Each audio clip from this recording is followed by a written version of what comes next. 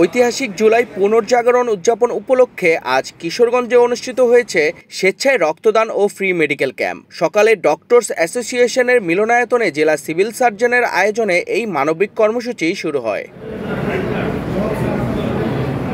কয়েক শত মানুষ এখানে বিনামূল্যে স্বাস্থ্যসেবা গ্রহণ করেন। উপস্থিত চিকিৎসকরা রোগীদের চেক আপ করেন, প্রেসক্রিপশন দেন এবং প্রয়োজনীয় ওষুধ বিতরণ করেন। সবকিছুই ছিল বিনামূল্যে। এই ক্যাম্পে ছিল রক্তদানের আলাদা বুথ, যেখানে অনেক তরুণ তরুণী স্বেচ্ছায় রক্তদান করেন। অনুষ্ঠানের প্রধান অতিথি হিসেবে উপস্থিত ছিলেন জেলা প্রশাসক ফৌজিয়া খান।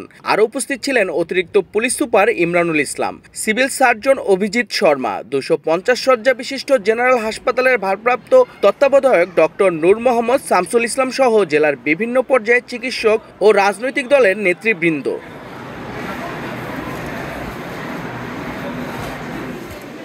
এই ধরনের কর্মসূচি শুধু স্বাস্থ্যসেবার সুযোগ নয়, মানুষের মধ্যে সচেতনতা তৈরি করে এবং সামাজিক দায়িত্ববোধ বাড়ায়।